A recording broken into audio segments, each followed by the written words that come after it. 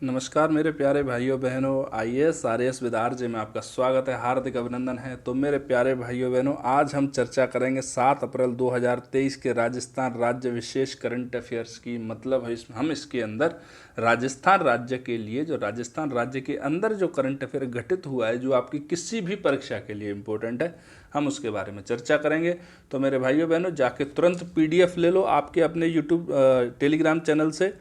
अपना Telegram channel का नाम है दोस्तों आईएएस आरएएस विद आरजे। यहाँ पे आप जाओगे तो आपको ज्वाइन कर लेना है और पीडीएफ ले लेनी है दोस्तों।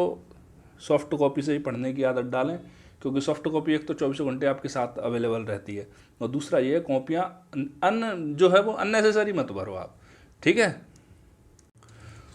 तो बिना इधर उधर की बातें किए अपन आते हैं सीधा आज के न्यूज एडिटोरियल, जो न्यूज आर्टिकल हैं उनके ऊपर अपन चर्चा करते हैं। तो पहला हमारा जो न्यूज आर्टिकल है वो है आपका युवा महोत्सव के ऊपर, कि युवा महोत्सव क्या है।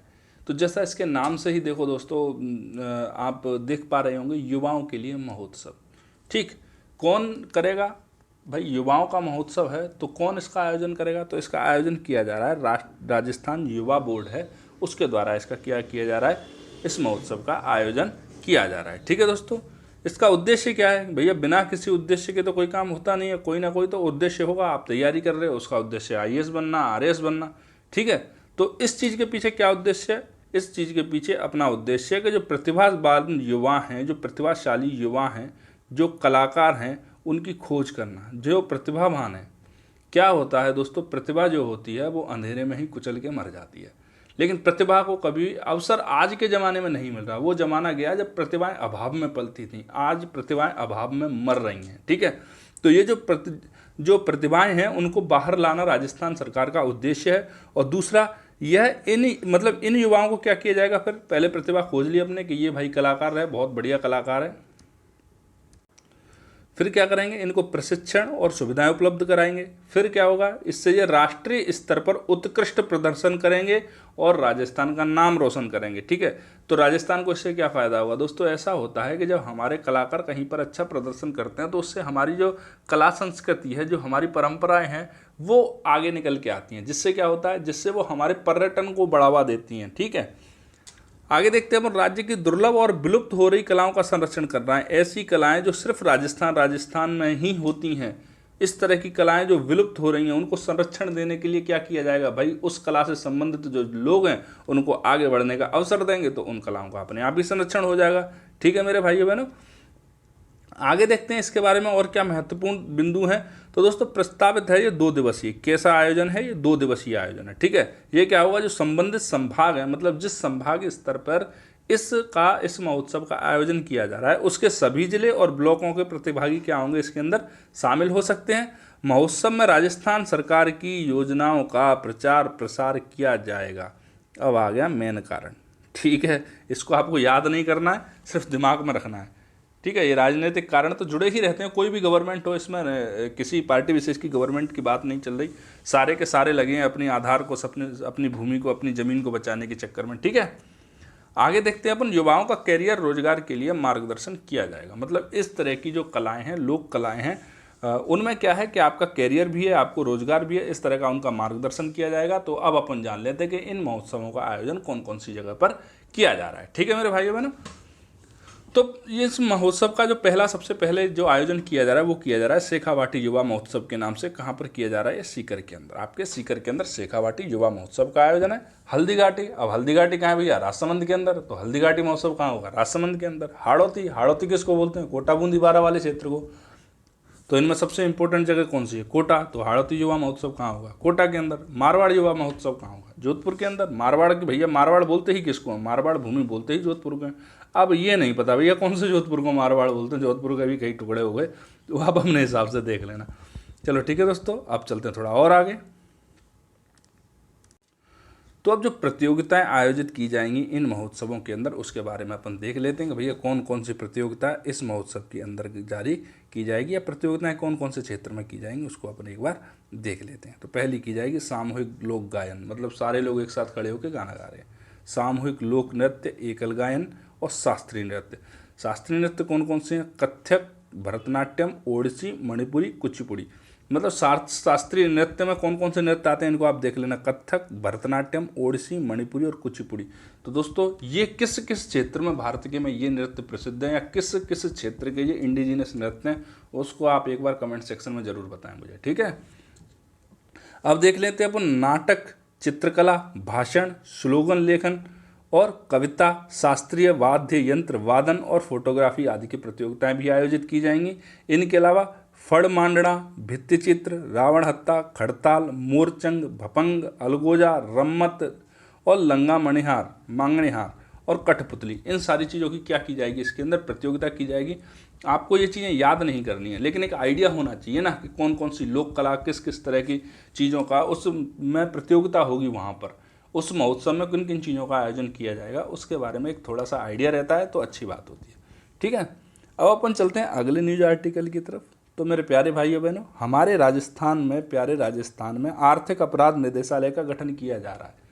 ये नया निदेशालय इसके लिए आपके एग्ज़ाम के लिए बहुत इंपॉर्टेंट है। दोस्तों अब आपके एग्ज़ाम के लिए क्या चीज़ इंपॉर्टेंट है उसकी हम चर्चा कर लेते हैं। तो इसका जो नाम होगा एग्जैक्ट वो होगा राजस्व आसूचना एवं आर्थिक अपराध निदेशालय, ठीक है। मतलब राजस्व से संबंधित सारी सूचनाएं होनी चाहिए इसके पास, और जो आर्थिक अपराध है उसको क्या करेगा, ये कंट्रोल करेगा। भाई अपराध को तो कंट्रोल करने के लिए किसी चीज़ का निदेशालय का, किसी भी चीज़ का गठन किया जाता है, आपकी किसी भी संगठन का गठन किया जाता है।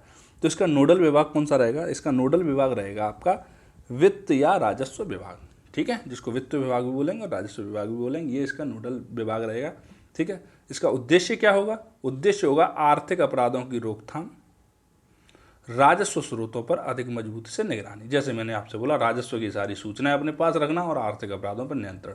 जब आपको दोस्तों एग्जाम के अंदर कोई चीज़ नहीं है तो आप उसके नाम पर जाना, उसके नाम को समझने की कोशिश करना। जब आप उसके नाम को समझोगे तो ज़्यादातर नाम ऐसे ही होते हैं कि आप 80 से 90% चीज़ों पर सटीकता से पहुंच जाते हैं, ठीक है। अब कुछ महत्वपूर्ण बिंदु हैं इसके बारे में, उसकी चर्चा कर लेते हैं। तो दोस्तों आर्थिक अपराधों पर नियंत्रण, अनुसंधान, जांच और अभियोजन से संबंधित प्रकरण निदेशालय के अधिकार क्षेत्र में रहेंगे। इसके अधिकार क्षेत्र में क्या क्या होगा, अपराधों का पर नियंत्रण करना, अनुसंधान करना, अपराधों पर अनुसंधान नहीं हो रही है, नियंत्रण करने की विधियों पर अनुसंधान है, ठीक है। जांच करना, भाई कोई अपराधी है या नहीं है इसके बारे में जांच तो भी कर लेनी चाहिए। और अभियोजन से संबंधित, अभियोजन का मतलब होता है शिकायतें वगैरह, ठीक है। तो इससे संबंधित जो प्रकरण रहेंगे वो इस निदेशालय के अधिकार क्षेत्र के अंदर रहेंगे। इसके माध्यम से भूमि पर जो अवैध कब्जा है, रियल एस्टेट में जो धोखाधड़ी या अनियमितता, ठीक है, और जो बैंक, बीमा या जमा पूंजी संबंधी कार्य में धोखाधड़ी या अनियमितता एवं दिवालिया होने की झूठी सूचना, ठीक है, झूठी घोषणा कर देते हैं कई लोग कि हम तो भैया दिवालिया हो गए, इससे जो बैंक वगैरह हैं वो अपने लोन को वापस नहीं मांगे, ठीक है। पर नियंत्रण स्थापित करना है, इस लाइन को अपन समझ लेते हैं एक बार ठीक से, ठीक है। इसके माध्यम से भूमि पर अवैध कब्जे को रोकेंगे। सबसे पहले तो भूमि पर अवैध कब्जा कैसे, आपने कोई भूमि का टुकड़ा लिया, आपको पता लगा कि आप वहाँ घर लौट के दोबारा पहुँचे नहीं भूमि पूजन के लिए, जब तक उस पर 4 लोग और पहुँच गए, उस पर कब्जा हो गया, अब उससे लठ बजाते फिरो या फिर कोर्ट के चक्कर काटते फिरो। एक तो पैसा दिया ज़मीन में, अब दूसरा पैसा दो कोर्ट में, खुद ही की ज़मीन खुद ही का पैसा, अगर केस जीत भी गए फिर भी घाटे में, ठीक। रियल एस्टेट में धोखाधड़ी या अनियमितता, रियल एस्टेट के अंदर अक्सर ये होता है, अक्सर कि आपसे पैसा ले लिया जाता है बिल्डिंग बनाने के नाम पर। फ्लैट आप सोच रहे होते हो अगले साल तक बिल्डिंग कंप्लीट हो जाएगी, आप भगवान से दुआ कर रहे होते हो, प्रभु जल्दी जल्दी बिल्डिंग कंप्लीट हो, हमें अपना फ्लैट मिले, अपना घर मिले। लेकिन आपको लगता, आप पीछे पता चलता है कि वो जो बिल्डिंग बन रही थी जिसके लोग आपसे पैसा खा गए, वो तो कानूनी रूप से ही गैर कानूनी, मतलब उसका क्लियरेंस उन लोगों ने उन अथॉरिटीज से लिया ही नहीं है जिनसे लेना चाहिए था, तो आपके पैसे तो डूब गए, ठीक है। तो इस तरह के मामलों पर भी क्या रखेगी, ये निगरानी रखेगी आपकी, ठीक है। बैंक, बीमा या जमा पूंजी संबंधी कार्यों में धोखाधड़ी, मतलब बैंक, बीमा संबंधित कई सारी कंपनियां आ गई हैं, आपको पता होगा। चिट फंड अक्सर होते ही रहते हैं, हम सोचते हैं बैंकिंग सेक्टर की कोई कंपनी है, लेकिन क्या होता है वो आपको धोखा देके वहां से निकल लेती है। तो इस तरह की अनियमितताओं पर भी क्या करेगी, ये अपनी नज़र बना के रखेगी। दिवालिया होने की झूठी सूचना पर नियंत्रण स्थापित किया जाएगा। देखो दोस्तों क्या होता है अक्सर, अब आप बोलोगे सर कोई बैंक से लोन लेके उसके पीछे दिवालिया थोड़ी अपने आप को घोषित करेगा। दोस्तों जब 10-20 लाख का लोन हो तो बिल्कुल नहीं करेगा, लेकिन ये लोन जब 200 करोड़, 500 करोड़ या 2000 करोड़ का होगा, 2000 करोड़ का आपने मान लो SBI से लोन ले लिया, RBI से लोन ले लिया, PNB से लोन ले लिया, 2000 करोड़ का आपके पास 2000 करोड़ आ गए, धीरे धीरे निकल के वहाँ से 2000 करोड़ जब आपकी जेब में पहुँच गए, अब बारी आई उनको लौटाने की। आपने घोषित कर दिया कि भैया आप दिवालिया हो गए। जब आप दिवालिया हो गए तो भाई बैंक क्या करेगा, आपकी जो प्रॉपर्टी है उसको जब्त करेगा। भाई आप दिवालिया होने की जब आपने घोषणा ही कर दी तो बैंक उसमें कुछ नहीं कर सकता। जो दिवालिया हो जाती हैं जो फर्में, उनसे रिकवरी हो ही नहीं पाती, ठीक है।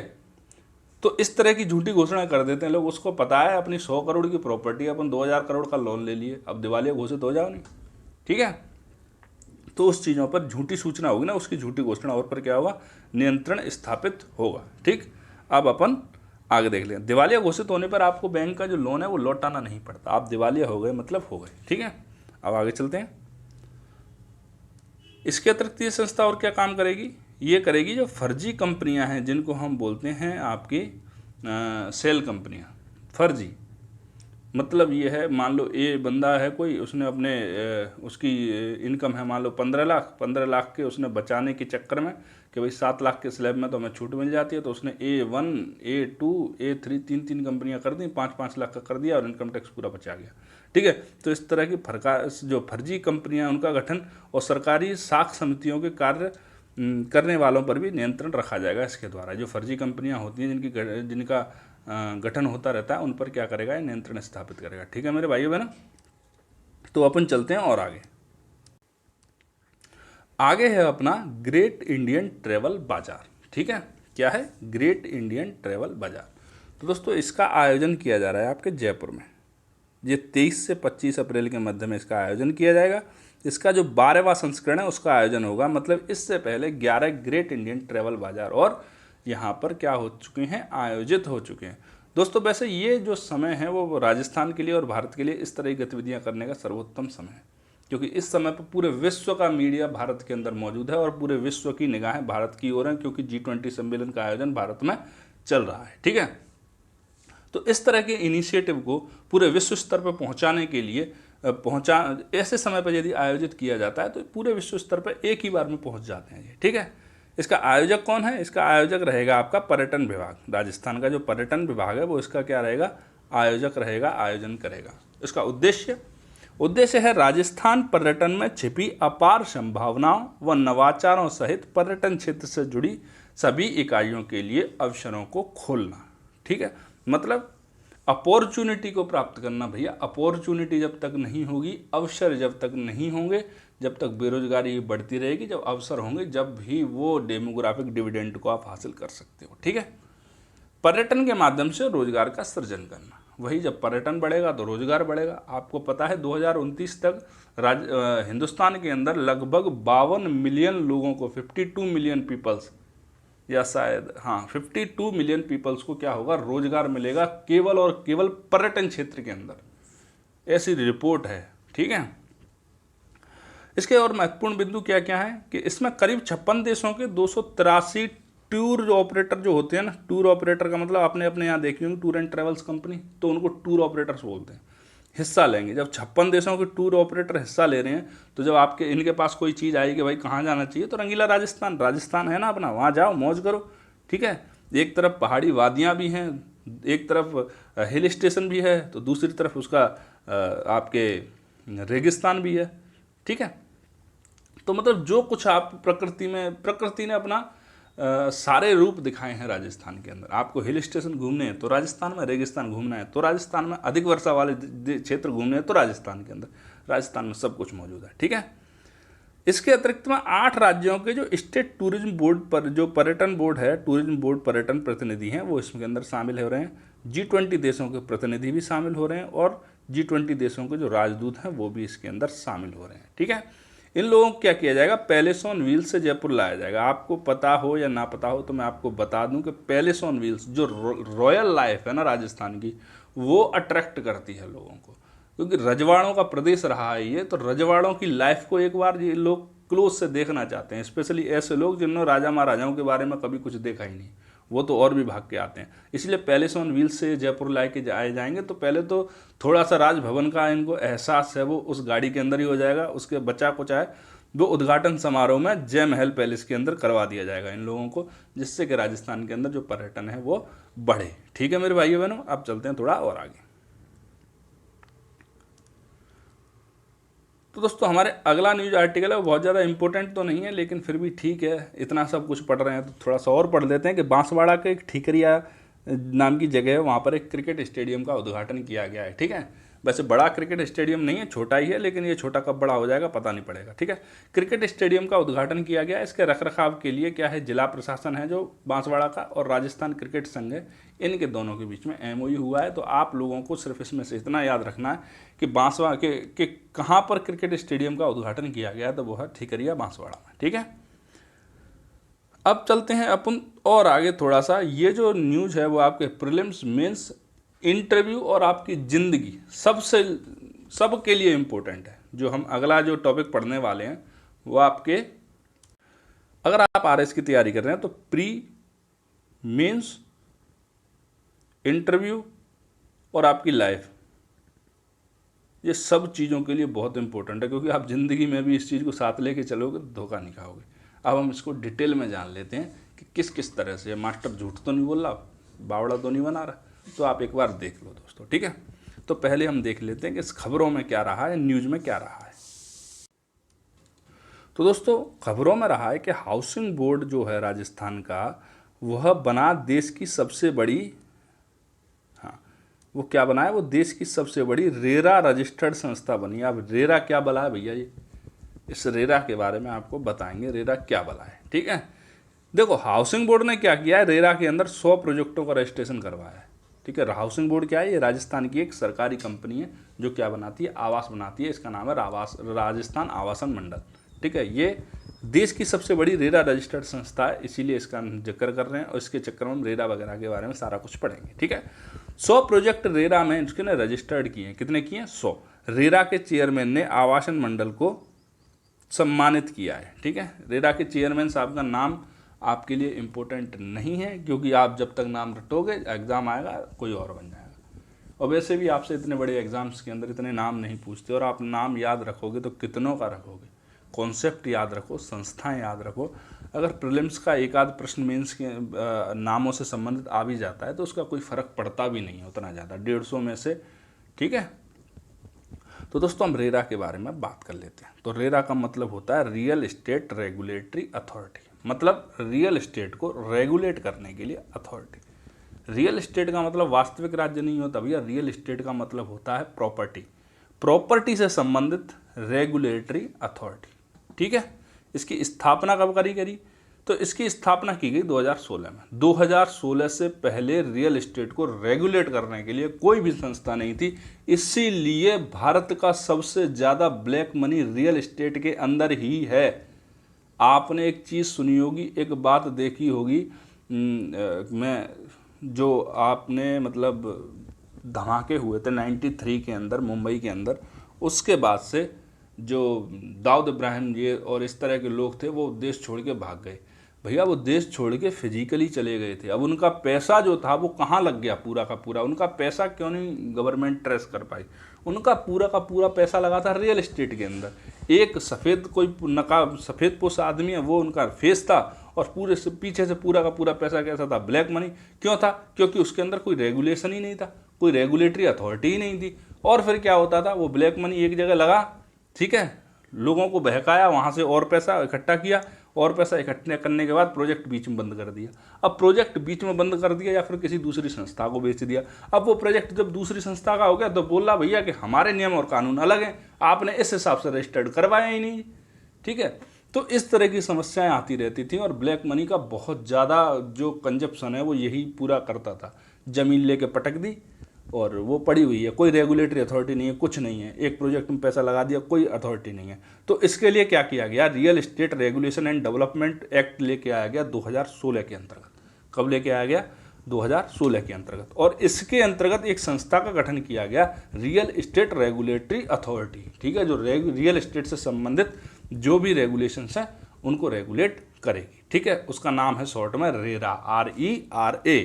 ठीक है, अब इस एक्ट को लाने के या इस संस्था जो उद्देश्य क्या है इसको बनाने के, ठीक है, तो देखो क्या है, रियल एस्टेट क्षेत्र को विनियमित करना, रियल एस्टेट क्षेत्र के अंदर नियम और विनियमन करना। ठीक है, आवंटियों के हितों की रक्षा करना, आवंटियों के हितों की रक्षा करना और जिम्मेदारियां सुनिश्चित करना। ठीक, पारदर्शिता सुनिश्चित करना, धोखाधड़ी से निपटना। आप इन चीज़ों के बारे में तो समझ ही रहे होंगे, कोई ऐसी टर्म है नहीं जो आपकी समझ में नहीं आए।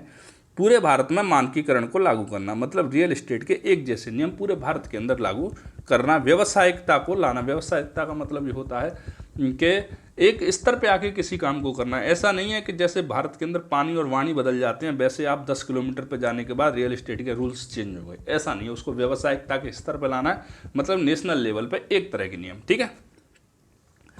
घर खरीदारों और विक्रेताओं के बीच में सही जानकारी का प्रसार करना।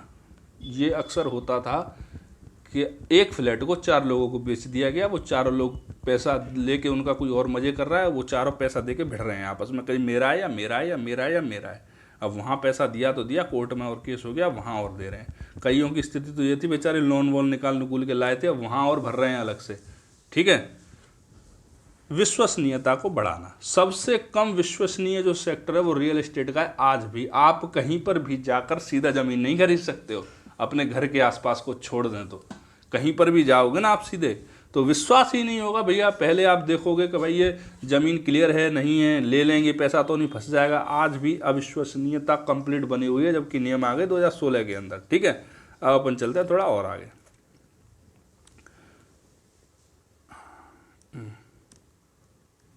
रेरा क्या है? रेरा भारतीय रियल एस्टेट इंडस्ट्री का पहला रेगुलेटर है। क्या है? रियल एस्टेट इंडस्ट्री का पहला रेगुलेटर। इससे पहले कोई रेगुलेटर नहीं था। रियल एस्टेट एक्ट के तहत यह अनिवार्य किया गया है। रियल एस्टेट एक्ट के अंदर मतलब यह है कि इस अथॉरिटी की स्थापना अनिवार्य की गई थी, इसीलिए भारत सरकार ने इस अथॉरिटी की स्थापना करी। सभी राज्य और केंद्र शासित प्रदेश अपने रेगुलेटर और नियमों का गठन करेंगे जिसके अनुसार कामकाज किया जाएगा। इस एक्ट के अंदर क्या और कहा गया है कि भैया आपका कोई भी राज्य है, आप किसी भी यूनियन टेरिटरी से हो, सारे के सारे बैठो और रेगुलेटरी अथॉरिटी का गठन करो। जैसे सेंटर में रेरा है वैसे राजस्थान में भी रेरा होना चाहिए, यूपी में भी रेरा होना चाहिए, अंडमान निकोबार और लक्षद्वीप पर भी रेरा होना चाहिए। इस तरह के रेगुलेशन नियम क्या है, अपने नियम गठन करो, आप इस अथॉरिटी का गठन करो और क्या करो, जो अविश्वसनीयता है, जो रेगुलेशन में कमी है, जो पारदर्शिता में कमी है, उन चीज़ों को आप लागू करो, ठीक है। इस कानून के तहत प्रत्येक राज्य और यूनियन टेरिटरी में रेगुलेटरी अथॉरिटी का गठन किया गया है। जब प्रत्येक में किया गया है तो राजस्थान में भी किया गया है, ठीक है। अब अपन रेरा राजस्थान के बारे में जान लेते हैं कि रेरा राजस्थान क्या है। इस तरह से रेरा आपका कंप्लीट हो जाएगा किसी भी एग्जामिनेशन के लिए, चाहे वो यूपीएससी हो, चाहे वो आरपीएससी हो, चाहे वो यूपीपीसीएस हो, चाहे वो एमपीपीसीएस हो, कोई सा भी पीसीएस हो, आपके लिए रेरा यहाँ पर कंप्लीट हो जाता है, ठीक। अब अपन रेरा राजस्थान के बारे में पढ़ लेते हैं। इसकी स्थापना करी दोस्तों 2019 के अंदर। आप बोलोगे सर रूल्स वहाँ 2016 में आ गए, तो यहाँ पर 2019 में क्यों करी गई? क्योंकि भैया इसमें लिखा है कि केंद्र, राज्य और केंद्र शासित प्रदेश अपने रेगुलेटर और नियमों का गठन करेंगे। अपने थोड़े से नियम भी तो अपने, आपकी जो भौगोलिक परिस्थितियाँ हैं, आपके जो जहाँ के लोग हैं, उस तरह के हिसाब से आपको नियम भी तो बनाने हैं। तो क्या, तो ये कि राजस्थान रियल एस्टेट विनियमन और विकास नियम 2017 वहाँ लागू जैसे हुआ, इधर राजस्थान में बोल दिया सरकार ने कि आप लोग क्या कीजिए, नियम बनाइए और नियम बना के क्या कीजिए, उनको लेकर आइए। और जब नियम बने तब राजस्थान के अंदर इसकी स्थापना हुई, ठीक है दोस्तों। यह राजस्थान रियल एस्टेट परियोजनाओं कौन सी, यह करता क्या, रेरा राजस्थान क्या करता है, राजस्थान की रियल एस्टेट परियोजनाओं, रियल एस्टेट एजेंटों का पंजीकरण करता है, परियोजनाओं का भी और एजेंटों का भी। राजस्थान के रियल एस्टेट क्षेत्र के विनियमन और प्रसार के लिए नियामक संस्था है। देखो दोस्तों, जब परियोजनाओं का पंजीकरण हो जाएगा, जब एजेंटों का पंजीकरण हो जाएगा, तो फर्जीवाड़ा कहीं हद तक बहुत कम हो जाता है। पंजीकृत एजेंट के माध्यम से ही आप काम करेंगे तो क्या होगा, आपके लिए जो धोखाधड़ी का खतरा है वो ना के बराबर हो जाएगा, ठीक है। अब अपन देख लेते हैं क्या उद्देश्य है। तो जो सेंटर के अंदर, जो देश के अंदर राष्ट्रीय स्तर पर थे, वही राज्य के अंदर राज्य के स्तर पर है। बाकी उद्देश्य वही है। क्या है, होम बायर्स जो घर खरीदने वाले लोग हैं, रियल एस्टेट प्रमोटर्स जो रियल एस्टेट को प्रमोट करने वाले बिचौलिए लोग हैं, रियल एस्टेट एजेंटों के हितों का संरक्षण करना। हित सबके हो समान है भैया, किसी को घाटा ना हो, फायदा सबको हो, ठीक है। रियल एस्टेट परियोजनाओं का पंजीकरण करना। हर एक परियोजना को, जो अगर इस अथॉरिटी के अंतर्गत परियोजना पंजीकृत नहीं है तो वही होगा जो कि ट्विन टावर्स का हुआ था नोएडा के अंदर, ठीक है। रियल एस्टेट एजेंटों का पंजीकरण, ठीक। शिकायतों का निवारण, ठीक। राजस्थान में एक पारदर्शी, स्वस्थ, कुशल और प्रतिस्पर्धी रियल एस्टेट सेक्टर का क्या करना है, इसका निर्माण करना है। तो दोस्तों यहाँ पर आपकी समझ में आ गया होगा कि रेरा क्या है, केंद्रीय स्तर पे क्या है, राज्य के स्तर पे क्या है। तो दोस्तों उम्मीद करता हूँ कि आज का लेक्चर आपकी समझ में अच्छी तरह से आ गया होगा। तो दोस्तों अगर आपकी समझ में आया हो तो लेक्चर को आप लाइक करो, शेयर करो, सब्सक्राइब करो। ठीक है मेरे प्यारे भाइयों बहनों। तो दोस्तों आपसे मिलते हैं अगले वीडियो में नए टॉपिक के साथ में। तब तक के लिए जय हिंद, जय भारत।